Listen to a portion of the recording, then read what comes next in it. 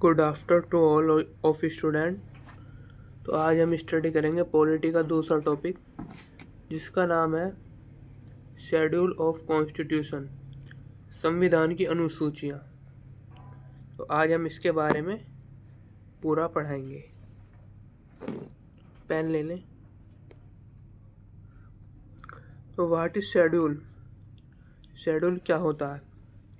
जो भी कॉन्सेप्ट और पार्ट हम अपने संविधान में ऐड नहीं कर सके और वो हमारे लिए बहुत आवश्यक था, उसके लिए हमने एक अलग से पार्ट बनाया जिसे हम कहते हैं शेड्यूल। शेड्यूल का हिंदी में मतलब होता है अनुसूचियाँ। ठीक, तो आज हम इसके बारे में पढ़ेंगे और जो मैं पढ़ाऊँगा इसके साथ मैं आपको पीवाई को भी दूंगा, इससे बाहर कुछ नहीं जाएगा। Let's start. तो what is schedule number 1? Schedule number 1 में क्या दिया गया? तो शेड्यूल नंबर 1 में दिया गया है name of Indian state and it's union territory. जितने भी स्टेट हैं भारत के और जितने भी यूनियन टेरिटरी हैं उनका नाम क्या होगा, उसके बारे में शेड्यूल नंबर 1 में बताया गया है। ठीक है, तो हम कह सकते हैं भारत के राज्य एवं केंद्र शासित प्रदेशों के नामों के बारे में इस शेड्यूल में बताया गया है। तो आपको पता होना चाहिए प्रेजेंट में हमारे यहाँ पर 28 स्टेट एंड 8 यूटी है, परंतु पहले ऐसा नहीं था। जब हमारा देश आज़ाद हुआ था उसके बाद 1956 में स्टेट कमीशन ने अपनी रिपोर्ट दी थी। उसके अकॉर्डिंग तब हमारे इंडिया में 14 स्टेट थे और 6 यूनियन टेरिटरी थी। ठीक, तो पहले हमारे 14 स्टेट 6 यूनियन टेरिटरी थी, लेकिन प्रेजेंट में अब ये स्टेटस है। अच्छा, उसके बाद रेजर का इसके बाद एक कॉन्सेप्ट और आता है कि पहले हमारे 14 स्टेट थे, तो 15वां स्टेट कौन सा बना? तो 15वां स्टेट बना था गुजरात। ठीक, 15वां स्टेट गुजरात था। ये आया हुआ क्वेश्चन है। ठीक, और 25th स्टेट था हमारा गोवा। ठीक, और लेटेस्ट जो बना है, बिल्कुल न्यू जो बना है, वो है तेलंगाना। ठीक, तेलंगाना 29वां राज्य बना था, लेकिन अब 28वां है, क्योंकि जम्मू एंड कश्मीर को अब क्या कर दिया है, 2 पार्टों में डिवाइड करके यूटी कर दिया गया है। ठीक, तो पहला शेड्यूल आपको समझ में आ गया क्या है? Name of Indian state and it's union territory. ठीक, अब हम नेक्स्ट शेड्यूल पर चलते हैं। Schedule number 2। शेड्यूल नंबर 2 में क्या बताया गया है? The schedule number 2 is talking about the salary and allowances of different government officials of India। इसका मतलब है जितने भी हमारे गवर्नमेंट के ऑफिशियल्स हैं, जितने भी उच्च अधिकारी हैं, जितने भी संवैधानिक कॉन्स्टिट्यूशनल पोस्ट हैं, जितनी भी कॉन्स्टिट्यूशनल पोस्ट है, उनके जो वेतन और भत्ते हैं, सैलरी और अलाउंस जितने भी हैं, उनमें क्या दिया जाएगा, उसके बारे में शेड्यूल नंबर 2 में बताया गया है। राइटिंग सही नहीं आ रही, परंतु मैं जो बोल रहा हूँ उसे आप अपनी कॉपी में नोट करते रहें। ठीक, तो इसमें किस किस के बारे में बताया गया है, कौन कौन सी पोस्ट है जिसके बारे में शेड्यूल नंबर 2 में बताया गया है। तो फर्स्ट है president of India, vice president, governor, जितने भी पीएम हैं, जितने भी काउंसिल ऑफ मिनिस्टर के मंत्री परिषद में जितने भी आते हैं मिनिस्टर, वो हैं। जज ऑफ सुप्रीम कोर्ट हैं और मेंबर ऑफ पार्लियामेंट जिसे हम एमपी कहते हैं, इन्हें कितने वेतन भत्ता दिया जाएगा, उसके बारे में शेड्यूल नंबर 2 में बताया गया है। ठीक, तो हमारा शेड्यूल नंबर 2 कंप्लीट होता है। ठीक, अब हम अच्छा इसके लिए एक एडिशनल पॉइंट और बता दें कि ये जो हमारा अटॉर्नी जनरल, ये जो हमारा अटॉर्नी जनरल जो होता है, अटॉर्नी जनरल और सॉलिसिटर जनरल दोनों की सैलरी प्रेसिडेंट के द्वारा ही निर्धारित की जाती है। शेड्यूल नंबर 2 में इनके लिए कोई भी प्रोविज़न नहीं है। अटॉर्नी जनरल का आर्टिकल है 76 और सॉलिसिटर जनरल का आर्टिकल इसके बारे में भी बताया नहीं गया है। तो अटॉर्नी जनरल का आर्टिकल जो इम्पोर्टेंट है वो है 76। ठीक, तो इसके बाद हम चलते हैं नेक्स्ट स्लाइड पर, स्लाइड नंबर 3। शेड्यूल नंबर 3 में किसके बारे में बताया गया है, तो इसमें जितने भी हमारे गवर्नमेंट ऑफिशियल्स हैं उनकी शपथ यानी ओथ टेकिंग प्रोसेस के बारे में हमें शेड्यूल नंबर 3 में बताया गया है। ठीक, कि किसको कौन ओथ दिलाएगा, यानी किसको कौन शपथ दिलाएगा। जैसे कि हम पीएम को शपथ कौन दिलाएगा, प्रेसिडेंट दिलाएगा। ठीक, वैसे पीएम अपॉइंट किया जाता है ना कि नॉमिनेट होता है। ये भी एक पॉइंट आप याद रखना कि जैसे कि सीएम की नियुक्ति कौन करेगा, सीएम की नियुक्ति करेगा हमारा गवर्नर ऑफ स्टेट। ठीक, गवर्नर ऑफ स्टेट सीएम की नियुक्ति करता है। तो इस टोटल जितना भी प्रोसेस है इसके बारे में कहाँ पे उल्लेखित है, ये है शेड्यूल नंबर 3 में। ठीक, नेक्स्ट, तो 1 2 3 आ गया समझ में। इसके बाद शेड्यूल नंबर 4 पे चलते हैं। तो नेक्स्ट स्लाइड लेते हैं, शेड्यूल नंबर 4। तो शेड्यूल नंबर 4 में क्या है कि राज्यसभा में किस प्रदेश को कितनी सीटें एलोकेशन होंगी, उसे हम उस स्टेट से कितनी सीटें दिए जाएंगी राज्यसभा में, allocation of member of Rajya Sabha, इसमें शेड्यूल नंबर 4 में बताया गया है कि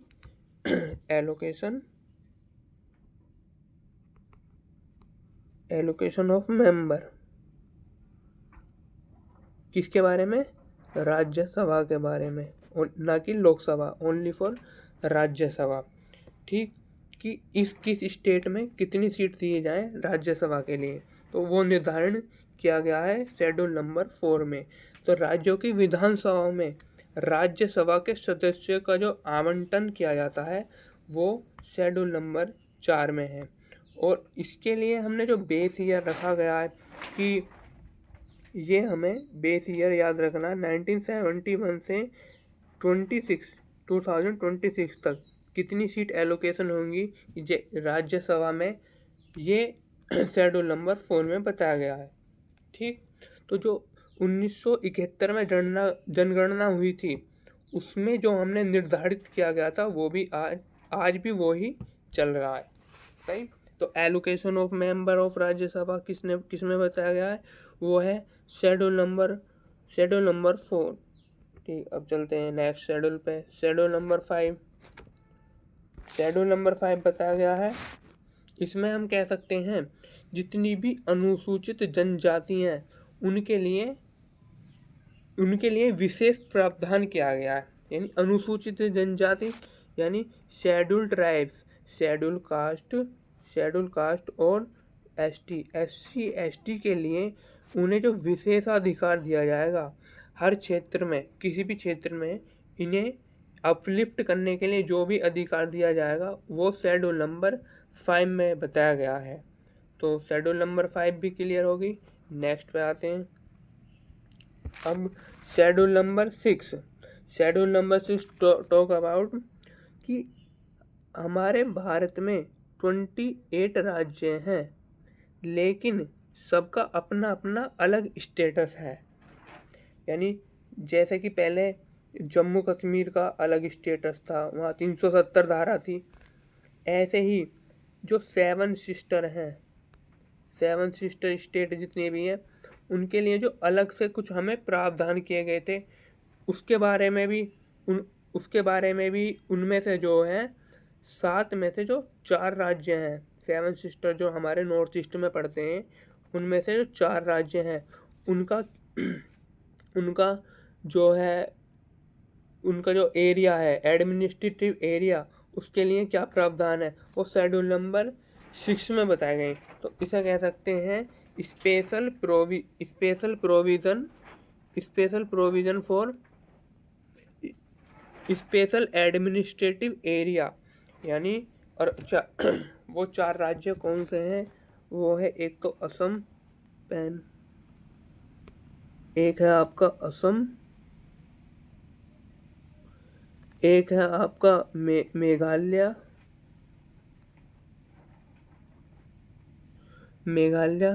एक है आपका त्रिपुरा, एक है आपका मिजोरम। तो इनमें क्या एडमिनिस्ट्रेटिव होगा? यानी इनका एडमिनिस्ट्रेटिव ऐसे नहीं है कि सिंपल राज्य की तरह होगा, उसके लिए इनके लिए अलग से प्रोविज़न बनाए गए हैं।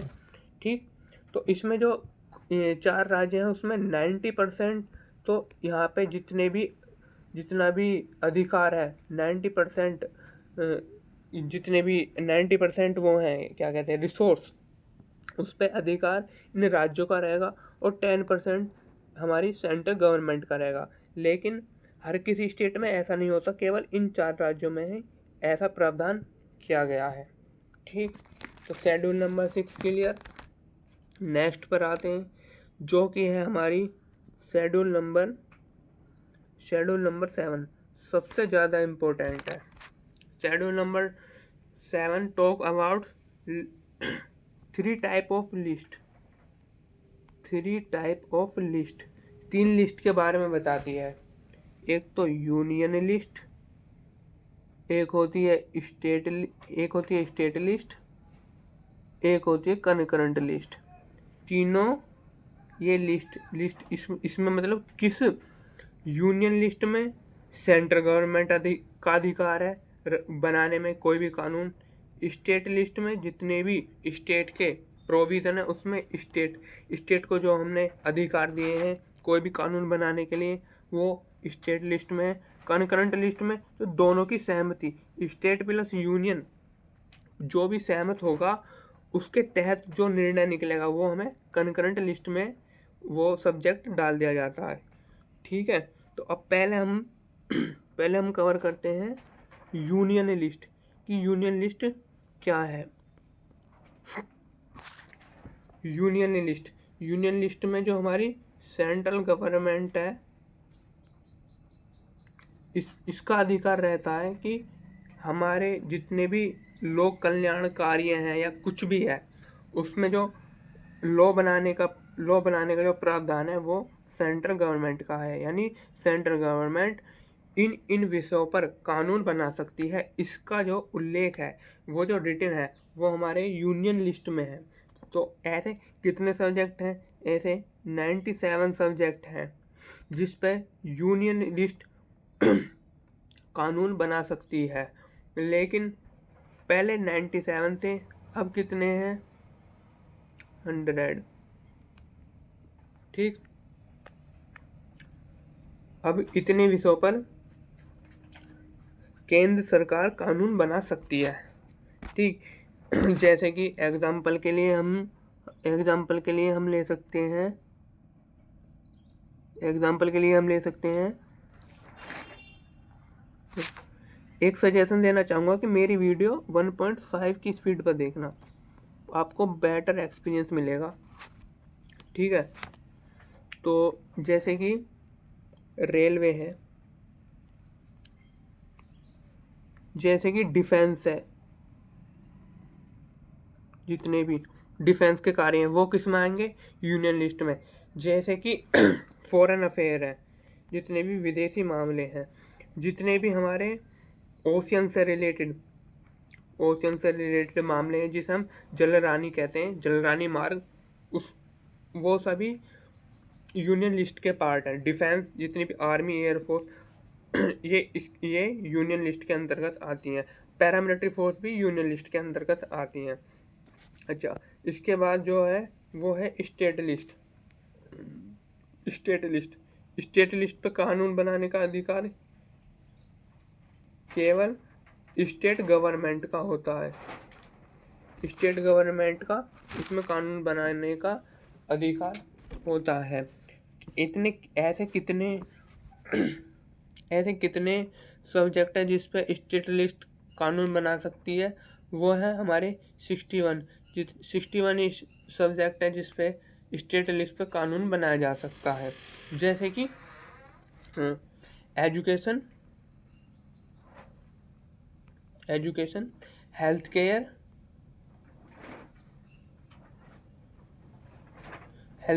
पुलिस सिस्टम, जितने भी पुलिस या फौजीदार या दीवानी मामले हैं वो भी स्टेट लिस्ट इसमें कानून बना सकती है। इम्पोर्टेंट ये है कि कितने 61 सब्जेक्ट पर स्टेट लिस्ट कानून बना सकती है। ठीक, अब उसके बाद थर्ड जो लिस्ट है, मोस्ट इम्पोर्टेंट लिस्ट है, वो है हमारी कनकरेंट लिस्ट। कौन सी? Concurrent list. कहाँ से ली है हमने कनकरेंट लिस्ट? कल भी बताया था, ऑस्ट्रेलिया से। ऑस्ट्रेलिया के संविधान से हमने कनकरेंट लिस्ट को लिया गया है। कनकरेंट लिस्ट में वो सब्जेक्ट आते हैं कि स्टेट भी उस पर अपना लॉ बनाना चाहती है, सेंट्रल गवर्नमेंट भी उस पर लॉ बनाना चाहती है। तो यहाँ पे अगर क्लैश होता है, दोनों स्टेट और सेंटर के बीच में क्लैश होता है, तो ज़्यादा अधिकार सेंट्रल का है उस पर कानून बनाने का।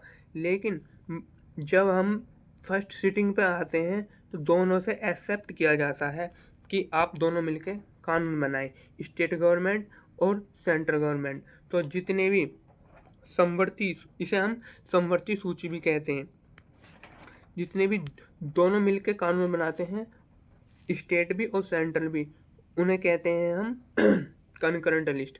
ऐसे कितने सब्जेक्ट पे हैं जो कि कानून बना सकते हैं? ऐसे 52 सब्जेक्ट पे कानून बनाया जा सकता है। जैसे कि एग्जाम्पल के लिए हम ले सकते हैं फैमिली प्लानिंग यानी परिवार नियोजन पर दोनों ही राज्य सरकार और केंद्र सरकार कानून बनाने का अधिकार रखती हैं।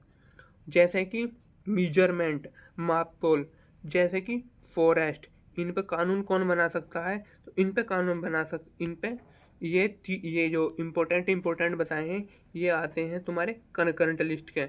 और इम्पोर्टेंट बात ये है कि ये ऑस्ट्रेलिया से लिया गया, ऑस्ट्रेलिया के संविधान से लिया गया है। ठीक, अब आते हैं अगले अगले शेड्यूल पे। Schedule number 8 most important schedule है। शेड्यूल नंबर 8 किसके बारे में बात करता है? ये करता लैंग्वेज के बारे में। लैंग्वेज, भारत में जितनी भी लैंग्वेज हैं, हमारा जितने भी राज्य हैं उनकी लैंग्वेज, उसके बारे में कौन बताता है? इस संविधान की भाषाओं के बारे में कौन बताता है? ये बताता है शेड्यूल नंबर 8। इम्पोर्टेंट बात यह है कि जब हमारा संविधान लागू किया गया था तो हमारे संविधान के द्वारा 14 भाषाओं को मौलिक संविधान की भाषा मानी गई थी। 14 लैंग्वेज थी जो कि हमने एक्सेप्ट करी थी एज ए लैंग्वेज। ठीक, ये हम अपना कार्य इन 14 भाषाओं में कर सकते हैं। लेकिन अब कितनी है? अब 22 भाषाएं हैं प्रेजेंट टाइम में, जिससे कि हमारे कॉन्स्टिट्यूशन ने एक्सेप्ट करा है कि इस समय 22 भाषाओं में कागजी कार्रवाई हो सकती है, जिसे हमारे संविधान ने ऑथेंटिसिटी दी है। वो 22 लैंग्वेज है। अच्छा, इम्पोर्टेंट संविधान संशोधन यानी कॉन्स्टिट्यूशनल अमेंडमेंट के द्वारा अनेक भाषाओं को जोड़ा गया है। ठीक, पहले कितनी थी? 14। 15वीं कौन सी बनी? 21वां संविधान संशोधन 1967 सिंधी को जोड़ा गया, यानी 15th, पहले 14 थी, 15वीं जो जोड़ी गई वो 21वें संविधान संशोधन 1967 के तहत सिंध को 15वीं भारतीय राज्य भाषा के तहत जोड़ा गया। ठीक, और इसके बाद हमारा कॉन्स्टिट्यूशनल अमेंडमेंट आया, 71वां कॉन्स्टिट्यूशनल अमेंडमेंट आया, जो कि है 1992 में। ठीक, इसमें हमने 3 लैंग्वेज को जोड़ा।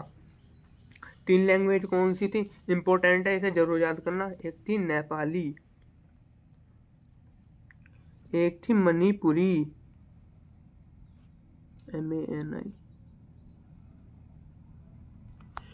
एक थी मणिपुरी कोंकणी,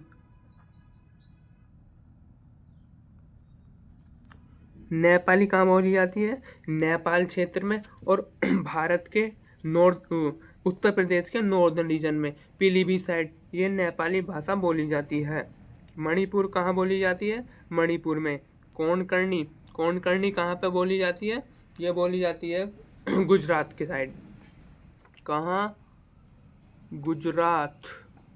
इम्पोर्टेंट आया हुआ क्वेश्चन, कोंकणी भाषा कहाँ बोली जाती है? गुजरात। सही। 71 में अमेंडमेंट के तहत हमने 3 भाषा जोड़ी। पहले कितनी थी? पहले 14 थी, फिर सिंधी को जोड़ा गया, उसके बाद 3 ये जोड़ी गई। कितनी हुई? 14, 15, 16, 18 हो गई। अब इसके बाद 4 भाषा और जोड़ी गई। अभी बताता हूँ।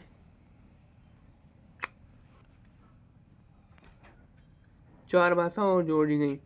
कौन सी?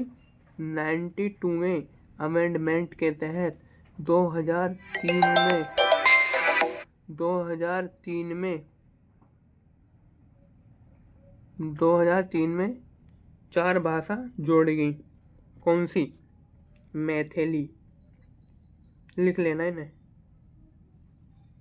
बोडो, डोगरी, संथाली। ठीक, मैथिली कहाँ बोली जाती है?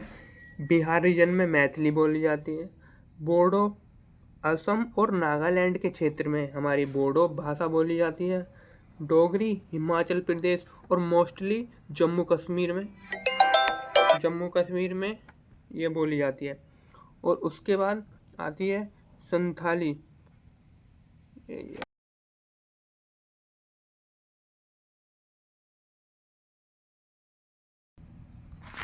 एक सेकेंड।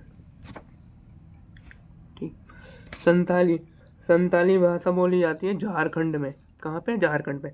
मैथिली बिहार, बोडो असम नागालैंड, डोगरी